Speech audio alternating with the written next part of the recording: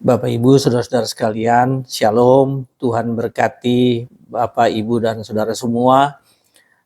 Pernahkah Anda mendengar kata disruption atau disrupsi? Nah, pasti Anda sudah pernah mendengarkan istilah itu, disrupsi atau disruption itu. Nah, itu sering terjadi dalam bidang inovasi atau dalam bidang teknologi, dan belakangan ini disrupsi teknologi itu menjadi sesuatu yang secara umum ya, secara global terjadi, dan banyak orang yang memanfaatkan disrupsi teknologi itu. Saudara-saudara sekalian, disrupsi teknologi itu adalah, atau disrupsi dalam bidang inovasi adalah satu proses untuk menciptakan peluang baru atau pasar baru, ya, pasar, memperluas pemasaran dengan cara memperbesar rantai pemasaran dan membuat sesuatu menjadi lebih efisien, ya. Jadi itu yang disebut dengan ya inovasi, disruption dalam bidang teknologi atau inovasi. Dan ada banyak contoh disrupsi teknologi atau disrupsi inovasi itu terjadi di dunia saat ini. Yang pertama yaitu penggunaan artificial intelligence. Ya, kita sudah sering melihat itu atau mengalami hal itu, yang mempermudah semuanya, mempercepat, memperbesar banyak proses dan membuat menjadi semakin efisien. Yang kedua, dalam teknologi robotik, ya, kita juga pernah sering mendengarkan itu. Kemudian dalam printing teknologi, kemudian dalam e-commerce, itu adalah hal-hal yang terjadi akibat terjadi disrupsi teknologi. Nah, Bapak Ibu saudara-saudara sekalian, pada awalnya disrupsi itu sesuatu yang sepertinya kalimat itu mengandung makna sesuatu yang negatif. Karena di sana ada intervention, ya, ada intervensi, atau disrupsi sendiri adalah intervention, disruption sendiri itu adalah intervention. Jadi biasanya pada dulunya, kita ngomong 10 tahun yang lalu, ya 15 tahun yang lalu, ketika kita ngomong disrupsi, itu orang selalu membawa pemahaman itu kepada sesuatu yang negatif. Namun belakangan ini disrupsi teknologi itu betul-betul sesuatu yang positif, yang mendatangkan manfaat yang sangat banyak bagi umat manusia. Jadi disrupsi teknologi adalah inovasi teknologi yang berkembang, yang membuat bagi mereka yang bisa beradaptif. Jadi ini kuncinya adalah mereka yang bisa beradaptif di dalam proses disruption teknologi itu, maka mereka akan mengambil manfaat. Bapak Ibu saudara-saudara sekalian, hari ini saya ingin share dengan Anda mengenai disrupsi yang terjadi tetapi di dalam penginjilan dan persekutuan, dan saya sebut itu dengan divine disruption.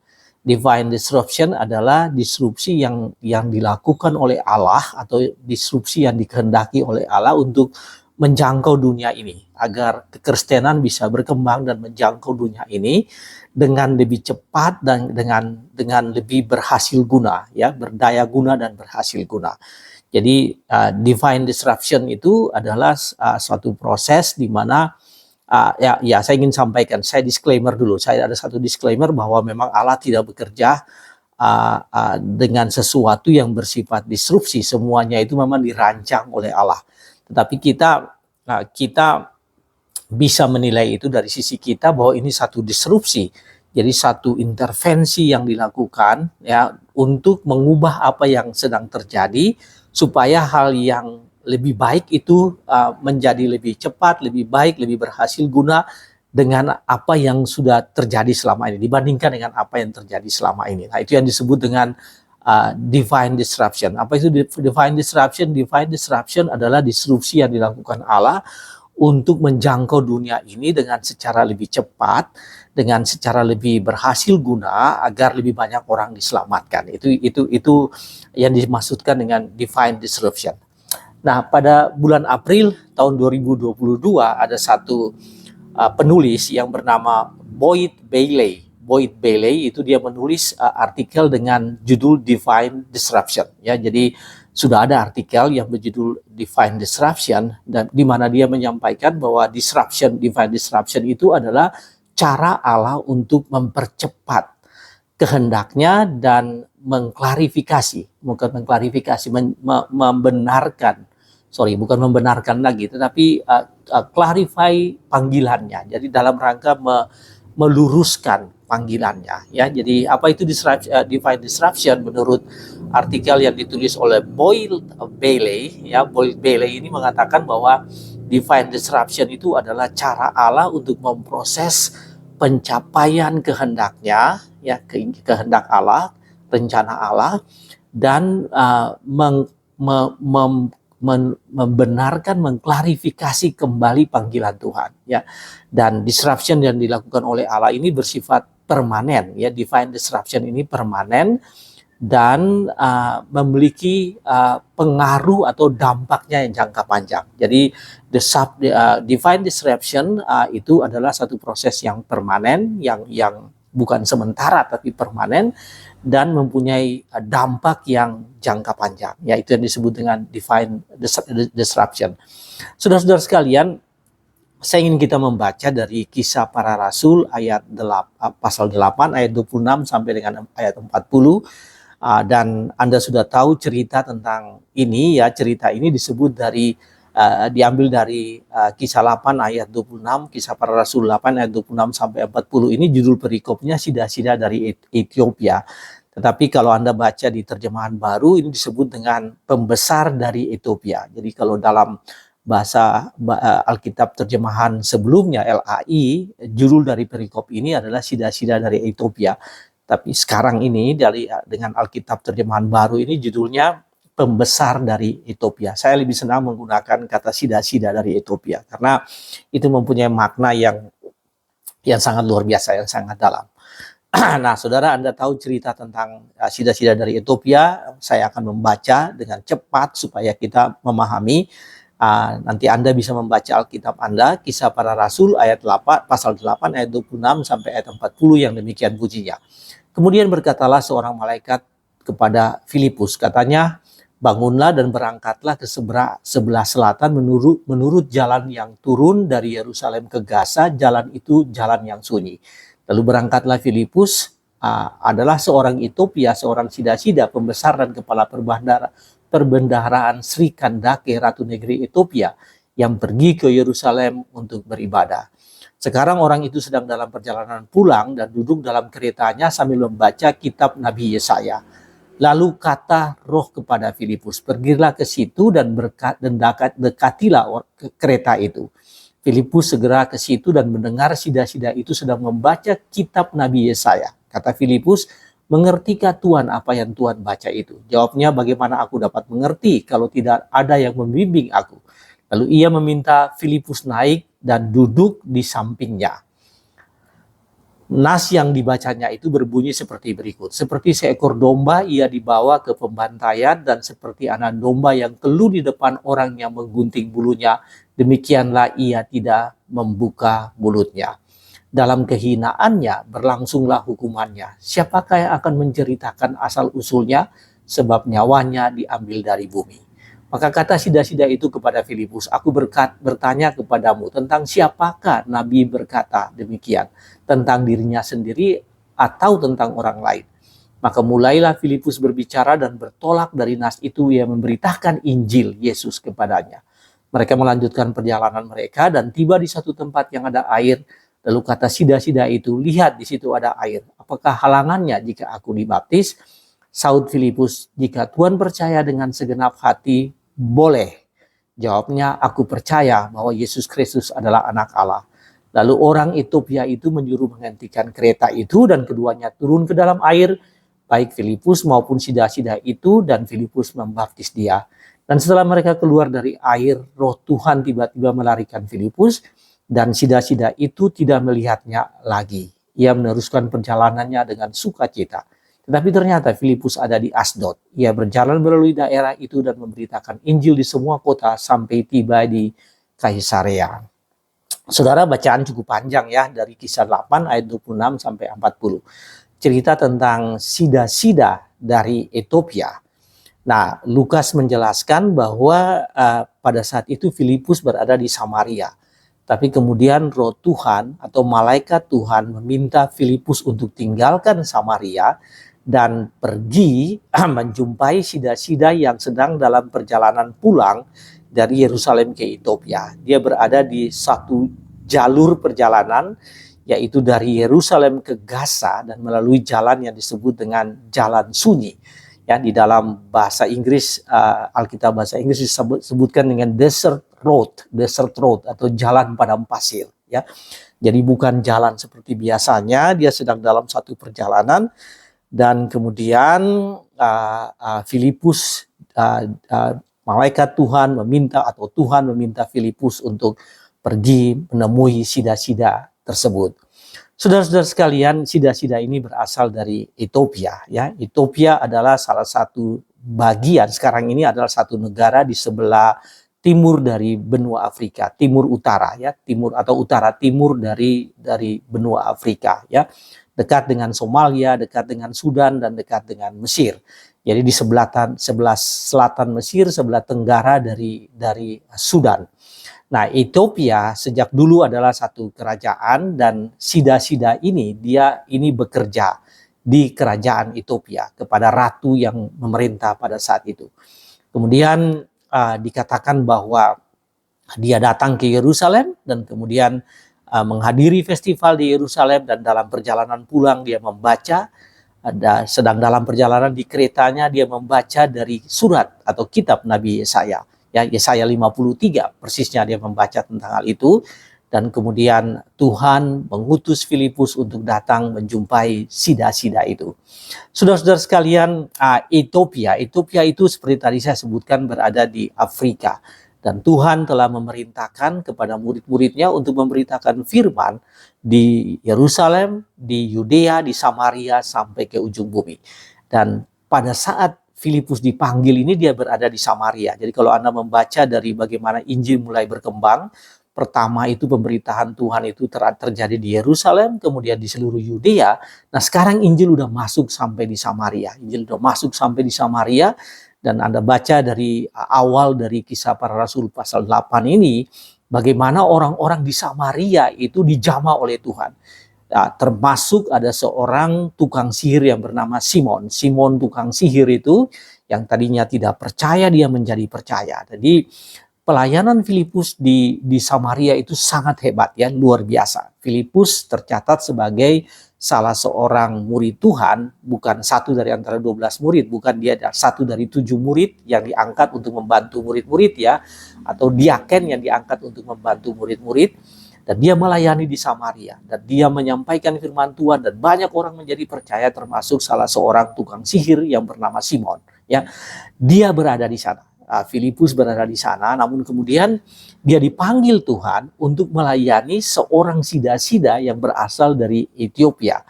Bapak Ibu saudara-saudara sekalian, saat itu Ethiopia itu adalah satu tempat yang jauh. Ada seorang pujangga yang bernama Homer, ya, Homer itu pujangga di zaman Yunani. Pada zaman itu dia berkata bahwa Ethiopia itu adalah ujung bumi, the end of the world, ya. Jadi kalau kamu pergi melayani firman Tuhan di Yerusalem, Yudea, Samaria sampai ke ujung bumi, maka menurut Homer ini, seorang pujangga dari Yunani ini, dia berkata bahwa Ethiopia itu ujung bumi. Jadi satu tempat yang memang cukup jauh, ya. Dikatakan Ethiopia itu adalah ujung bumi. Nah, saudaraku, Alkitab terjemahan bahasa Yunani atau Septuaginta mengatakan bahwa Ethiopia itu adalah ujung bumi. Jadi memang betul Ethiopia pada saat itu di kalangan orang-orang yang ada di Yerusalem, yang ada pada zaman itu, mereka mengatakan, mereka mendefinisikan ujung bumi itu berada di Ethiopia, yang tentu saja berada di, seperti tadi saya sebutkan, di bagian tenggara dari Sudan, sebelah selatan dari kerajaan Mesir pada saat itu, ya. Jadi Ethiopia ini tempat yang cukup jauh. Namun hari yang luar biasa Bapak Ibu saudaraku, saya ingin menyampaikan bahwa inilah perkembangan firman Tuhan, penginjilan, dan apa yang terjadi sesungguhnya, apa yang saya sebutkan dengan disrupsi, ya, disrupsi. Nah, saya akan jelaskan kepada Anda bahwa terjadi 3 disrupsi ketika firman Tuhan menjangkau sida-sida dari Ethiopia ini, maka ada terjadi 3 disrupsi. Nah, saudara, disrupsi yang pertama yaitu bahwa pelayanan berubah, ya, dari target orang banyak menjadi target 1 orang. Tadinya tuh pelayanan yang berlangsung di Samaria itu, yaitu menjangkau orang banyak. Dan banyak orang percaya, termasuk tadi saya katakan ada seorang tukang sihir. Jadi banyak orang menjadi percaya dan Petrus bahkan datang ke Samaria untuk melayani di Samaria, ya, bersama-sama dengan Filipus. Filipus berada di sana melayani di Samaria. Namun demikian Tuhan memerintahkan Filipus, ya, Tuhan memerintahkan Filipus. Anda bisa baca di ayat 26 bahwa malaikat Tuhan meminta, ya, malaikat Tuhan, berkatalah malaikat Tuhan. Jadi memang Tuhan memerintahkan Filipus untuk pergi menjumpai ke jalur Gaza, menjumpai Yerusalem, dari perjalanan dari Yerusalem ke Gaza, dan menjumpai seorang sida-sida yang berada di sana. Bapak Ibu Saudara-saudara sekalian, ini yang saya sebutkan tadi, disrupsi pertama yaitu ini divine disruption, ya. Artinya disrupsi yang memang roh yang menuntut, Roh Kudus yang menuntut, Roh Kudus yang melakukan disrupsi itu, atau Allah sendiri yang melakukan disrupsi itu, yaitu dari pelayanan kepada banyak orang menjadi pelayanan kepada satu orang. Dan karena itu Filipus diminta tinggalkan Samaria. Tinggalkan Samaria, kota-kota yang berada di Samaria, orang-orang yang begitu banyak dia jangkau dan dia melayani, untuk melayani satu orang. Dan satu orang itu yaitu sida-sida yang berasal dari Ethiopia. Saudaraku, saya ingin menekankan sekali lagi, disrupsi pertama yaitu bahwa Allah punya rencana ketika banyak orang ditinggalkan demi untuk mencapai satu jiwa lain, ya, yang jauh dari tempat yang pelayanan yang sedang dilakukan. Itu adalah disrupsi pertama. Saudara-saudara sekalian, siapakah orang ini? Ya, dikatakan di dalam bacaan kita ayat 27 bahwa dia adalah seorang Ethiopia. Kita nggak tahu apakah dia ini keturunan Yahudi atau tidak, tapi yang pasti dia beragama Yahudi. Dan dia taat beribadah. Jadi dia seorang Ethiopia, dia taat beribadah. Mengapa dia taat beribadah? Karena dia datang ke Yerusalem untuk beribadah. Ya, festival. Dia tinggalkan Ethiopia, tempat yang begitu jauh, untuk datang ke Yerusalem untuk beribadah. Yang ketiga, jadi pertama Ethiopia, orang asing, orang yang berada di ujung bumi. Yang kedua adalah dia seorang taat beribadah. Yang ketiga dia adalah seorang sida-sida. Nah, sida-sida adalah orang yang telah dikebiri, ya, orang yang telah dikebiri dengan tujuan-tujuan sosial supaya dia bisa dengan baik melayani, bekerja dan melayani. Jadi dia seorang sida-sida, dia orang yang telah dikebiri.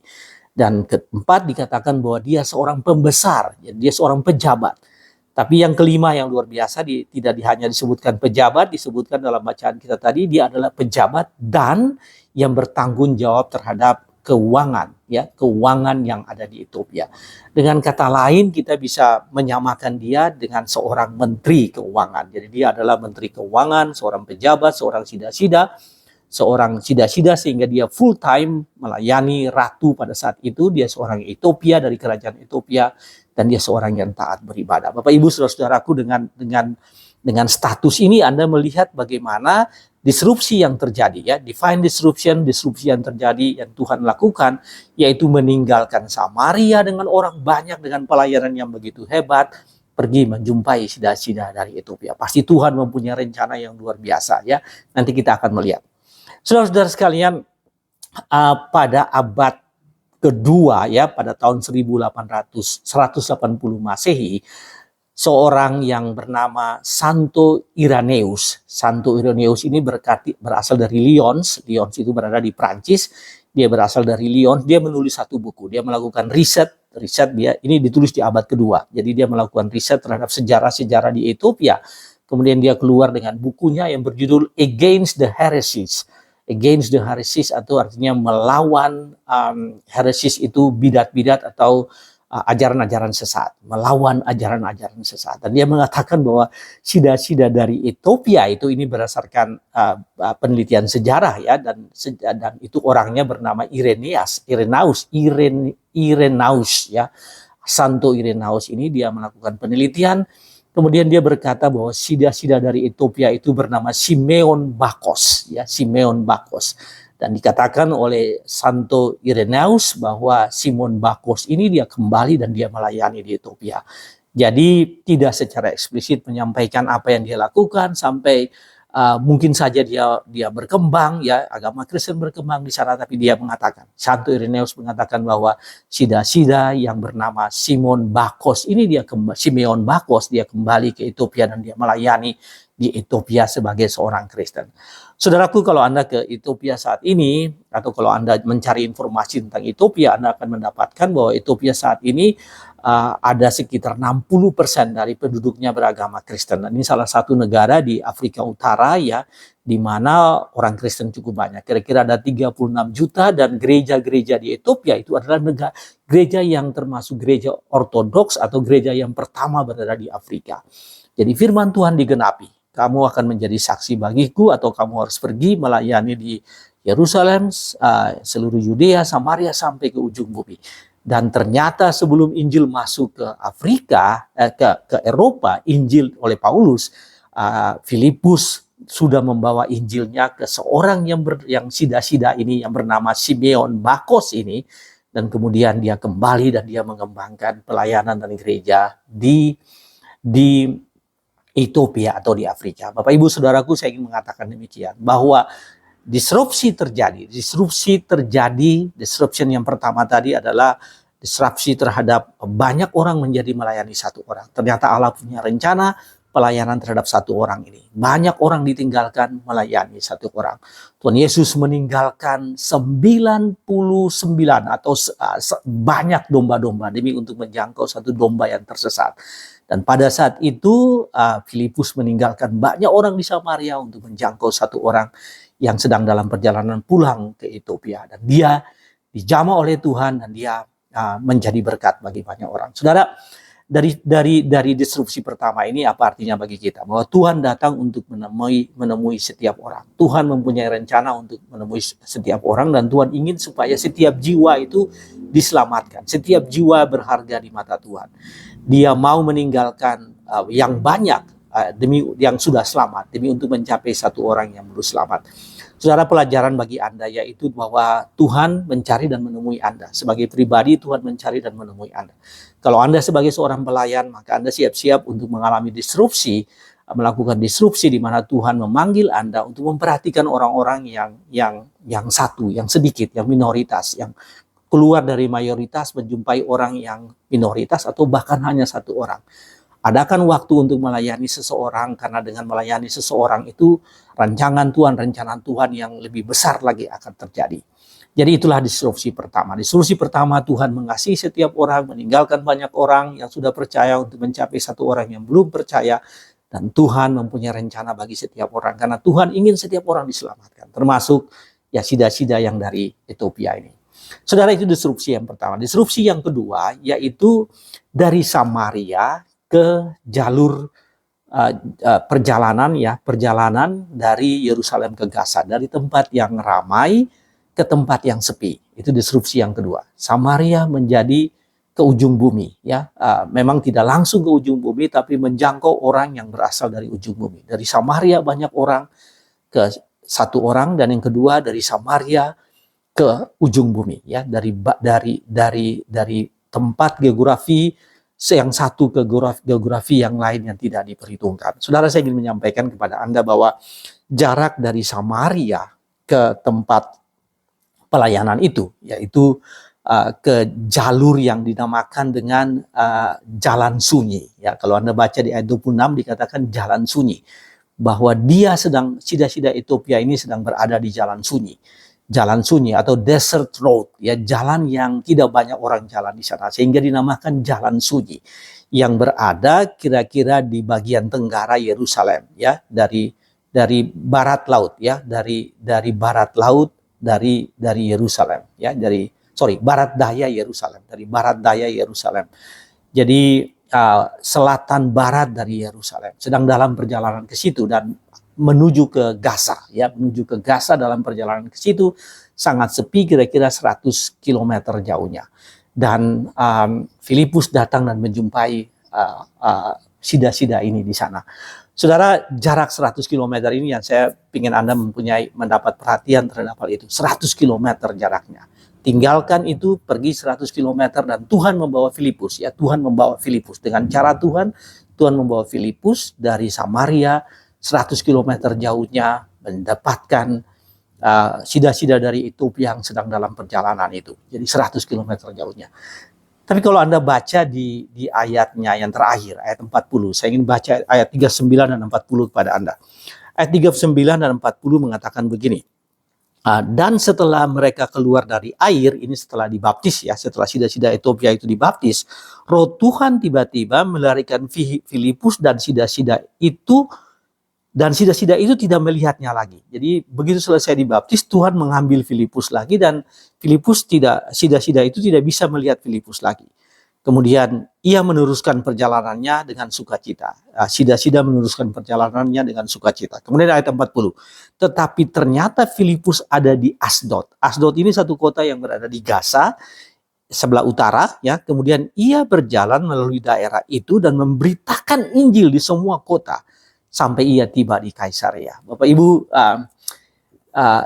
setelah menjangkau sida-sida dari Ethiopia ini, ya setelah menjamah sida-sida dari Ethiopia ini dan menjadi percaya, ternyata Tuhan mengambil Filipus. Ini yang disebut disrupsi lagi ya. Tuhan mengambil Filipus, kemudian dia berada di Asdod, dan kemudian dari Asdod dia berjalan ke arah utara sepanjang tepi barat dari Jazirah itu ya, di sepanjang pantai Laut Mediterranean itu, dan sampai di Kaisarea. Dan saudara, dari jarak antara dari Asdod sampai di Kaisarea itu lagi-lagi 100 km. Jadi 100 km dibawa dari utara, dari Samaria, melayani Filipus melayani sida-sida dari Ethiopia ini. Setelah itu Tuhan membawa dia lagi. Tuhan membawa Filipus lagi berada di sebelah utara dari Gaza, Asdod, dan kemudian sepanjang kota itu, ini dari satu kota ke kota lain, Filipus melakukan pelayanan sampai akhirnya ayat 40 mengatakan dia tiba di Kaisarea, dan jarak dari Asdod ke Kaisarea itu sekitar 100 km. Bapak Ibu, secara geografi saya ingin menjelaskan kepada Anda seperti ini untuk menggambarkan bagaimana disrupsi yang kedua itu terjadi. Disrupsi yang kedua itu terjadi apa? Tuhan punya rencana secara geografi. Dari Samaria sampai ke ujung bumi. Dari ujung bumi sampai lagi ke Samaria. Dan saudara perhatikan ini menarik banget ya. Samaria sampai ke seseorang yang berasal dari Ethiopia yang jaraknya 100 km melalui jalan dari Samaria ke antara Yerusalem dan Gaza, tapi kemudian kembali melalui jalur lain. Kembali ke Samaria melalui jalur lain. Dan sepanjang jalur itu dia melayani Tuhan. Filipus melayani Tuhan, memberitakan Injil, dan dia tiba di Kaisarea. Saudara, dari Samaria sampai ke ujung bumi. Perhatikan bahwa ini adalah satu geografi yang sangat penting, bahwa menjangkau orang-orang yang tinggal di geografi yang jauh, daerah yang jauh, adalah rencana dan disrupsi Tuhan. Ya, rencana yang dilakukan Tuhan untuk mengambil seorang pelayan dari tempat yang banyak orang yang ramai untuk menjangkau daerah-daerah terpencil, kemudian pergi ke kota-kota yang lain. Jadi aplikasi atau pelajaran kedua bagi kita bahwa kita siap untuk disrupsi. Ya, Anda harus siap. Kalau Anda pemimpin suatu gereja, Anda pemimpin satu persekutuan, Anda melakukan pelayanan di satu tempat, atau bahkan Anda sebagai seorang awam ya, siap untuk melakukan disrupsi ya, untuk mengalami disrupsi, divine disruption ini ya, mengalami disrupsi ini yang tampaknya itu pindahan dari satu geografi ke geografi lain, satu daerah ke daerah yang lain. Tapi Tuhan melakukan itu untuk menjangkau banyak orang, supaya Anda menjadi berkat bagi banyak orang. Jadi itu pelajaran kedua bagi Anda. Siap-siap untuk melakukan disrupsi secara geografi, dari tempat yang ramai ke tempat yang sepi, dari satu tempat ke tempat yang lain dalam rangka untuk pelayanan Tuhan, menjangkau orang lain. Ya, Samaria sampai ke Gaza, Gaza ke Asdod, Asdod ke Kaisarea. Itu kira-kira 200 km proses itu, dan sepanjang itu Filipus menyampaikan firman Tuhan. Saudara, hari ini saudara harus siap untuk mengalami disrupsi secara geografi ya, dalam rangka pelayanan-pelayanan yang saudara lakukan. Itu yang kedua. Yang ketiga adalah disrupsi secara sosial ya, secara sosial. Saudara, apa yang terjadi yaitu bahwa pada saat itu orang banyak di Samaria ya, orang banyak di Samaria, dan mereka adalah orang-orang yang Anda tahu asli orang Samaria. Ya, orang Samaria ini adalah orang-orang yang blasteran antara Yahudi dan non-Yahudi, kawin campur yang sudah berada di Samaria, mereka berada di sana. Kemudian Filipus melayani di sana. Dan kemudian dia menjangkau seorang sida-sida. Tadi saya sebutkan Bapak Ibu bahwa sida-sida ini adalah orang yang telah kebiri. Dan firman Tuhan mengatakan bahwa orang yang telah dikebiri, kalau Anda membaca dari Imamat pasal 21 ya 16 sampai 20 itu ada list, ada daftar orang-orang yang tidak layak untuk datang membawa persembahan kepada Tuhan. Orang-orang yang tidak layak datang membawa persembahan kepada Tuhan termasuk orang yang telah dikebiri. Jadi orang yang dikebiri menurut hukum Musa, ya hukum di dalam Imamat, yaitu bahwa tidak boleh datang karena dianggap tidak bersih secara rohani, ya. Yang disebut dengan ritually unclean people. Ritually unclean people itu termasuk orang-orang yang telah kebiri. Jadi setiap orang yang tidak dikebiri itu dia nggak bisa datang membawa persembahan langsung kepada Tuhan. Ya, bahkan dia tidak boleh bertemu dengan orang-orang Lewi, Harun dan keturunannya, karena mereka dikategorikan orang-orang yang tidak layak untuk bertemu dengan Tuhan. Nah, saudara, inilah yang tadi saya sampaikan disrupsi dari orang-orang Samaria kepada orang-orang yang tidak layak, ya, orang-orang yang tidak layak. Dan sida-sida, makanya tadi saya sebutkan, saya lebih senang menggunakan kata sida-sida, karena sida-sida ini mempunyai makna yang sangat luar biasa. Sida-sida, orang yang ritually unclean, ya, dia dijangkau oleh Tuhan. Dengan disrupsi yang ketiga ini, dia dijangkau oleh Tuhan. Dari orang yang layak, ya, meninggalkan orang-orang yang layak, menjangkau orang-orang yang tidak layak. Ya, itulah disrupsi yang ketiga dalam pelayanan firman Tuhan. Dari orang-orang yang sudah percaya menjadi orang-orang yang terbuang, yang terhina, yang tidak layak secara agama. Mereka dijangkau dan kemudian mereka dilayani Tuhan. Sida-sida Ethiopia ini dilayani Tuhan. Saudara, menarik sekali ketika Yesaya menyampaikan tentang hal ini. Ya, saya ingin membaca dari Yesaya pasal 56 ayat 3 sampai ayat 5 yang berbunyi demikian. Yesaya 56 ayat 3 sampai ayat 5. Judul dari perikop ini, keselamatan adalah bagi semua orang.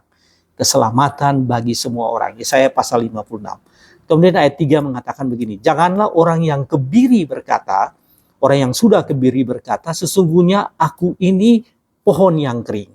Sebab beginilah firman Tuhan kepada orang-orang kebiri yang memelihara hari-hari Sabatku dan yang memilih apa yang ku kehendaki dan yang berpegang kepada perjanjianku. Kepada mereka akan kuberikan dalam rumahku dan di lingkungan tembok-tembok kediamanku suatu tanda peringatan. Dan nama itu lebih baik daripada anak-anak lelaki dan perempuan. Suatu nama abadi yang tidak akan lenyap akan kuberikan kepada mereka. Saudara, ini luar biasa. Satu nama abadi. Orang-orang yang tadi disebut orang-orang kebiri itu, ya, yang ritually unclean itu, ya, saya mengatakan ketika Tuhan punya rencana untuk menyelamatkan semua orang. Di sini Tuhan mengatakan bahwa mereka akan diberikan satu nama. Satu nama yang tidak diberikan kepada orang lain. Ya, satu nama yang diberikan kepada mereka. Dan itu lebih baik daripada anak-anak lelaki dan perempuan. Orang Yahudi sendiri. Satu nama abadi yang tidak akan lenyap akan kuberikan kepada orang-orang yang kebiri ini, kepada sida-sida ini. Saudara-saudara sekalian, ini ya disrupsi yang ketiga. Disrupsi ketiga ini luar biasa, ya, hebat banget, ya.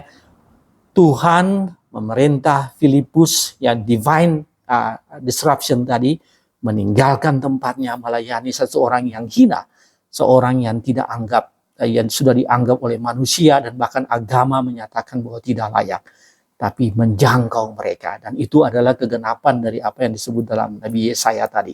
Ya, kitab Nabi Yesaya pasal 56 tadi, bahwa Tuhan menjangkau mereka, bahwa mereka pun, ya, diberikan hak menjadi anak-anak Allah, dan mereka diberikan nama yang tidak diberikan oleh orang lain. Ya, nama mereka tercatat dalam buku kehidupan kepada mereka yang percaya kepada Tuhan Yesus. Sida-sida dari Ethiopia ini mengatakan, aku percaya kepada Tuhan Yesus. Namanya tercatat dalam kitab kehidupan. Orang yang disebutkan orang sida-sida, orang kebiri, yang sudah dikebiri, tapi dia diselamatkan. Saudara, apa ini artinya bagi kita? Disrupsi yang ketiga ini ingin menyatakan kepada kita bahwa jangkaulah orang-orang yang menurut sosial ini tidak layak. Ya, pelayanan harus dilakukan untuk menjangkau semua orang, termasuk mereka yang menurut pandangan dunia ini tidak layak. Ya, tidak ada pandangan agama bahwa seseorang itu tidak layak. Semua orang itu layak. Kita mengatakan semua orang layak di hadapan Tuhan. Dan setiap jiwa berharga di mata Tuhan. Pada hari ini Bapak Ibu Saudaraku, kalau Anda di persekutuan, Anda di pengurus gereja, Anda pengurus persekutuan, Anda menjalankan para church, organisasi-organisasi Kristen, ingat bahwa Anda harus menjangkau orang-orang yang menurut definisi tidak layak. Dan setiap orang mempunyai hak untuk menerima keselamatan dari Tuhan. Anda di hadapan Tuhan, Anda layak di hadapan, bagi setiap orang layak di hadapan Tuhan. Anda sendiri layak di hadapan Tuhan. Dan Anda harus memperhatikan semua orang, karena semua orang layak di hadapan Tuhan. Bapak Ibu, sebagai take away, dalam hidup ini selalu terbuka kesempatan bagi Anda untuk mengalami apa yang disebut dengan divine disruption. Ya, divine disruption atau disrupsi dalam hidup ini yang bisa terjadi setiap saat. Karena itu tanyakan pada Tuhan. Tanyakan pada Tuhan apa yang merupakan divine disruption yang akan terjadi pada saya setiap hari, bahkan setiap jam. Ya, setiap hari tanyakan pada Tuhan. Tuhan, saya akan menjalani hari ini. Hari ini kira-kira apa yang akan terjadi dengan saya? Tanyakan pada Tuhan. Disrupsi seperti apa yang Tuhan akan berikan kepada Anda. Ingat bahwa definisi dari divine disruption adalah kehendak Allah, rancangan Allah, intervensi Allah supaya Anda menjadi lebih bermakna dan nama Tuhan dimuliakan dan makin banyak orang mengalami keselamatan yang diberikan oleh Tuhan Yesus Kristus. Disrupsi bisa terjadi dengan Anda setiap hari. Dan karena itu mintalah supaya Tuhan membimbing Anda. Tuhan berkati saudara sekalian. Amin.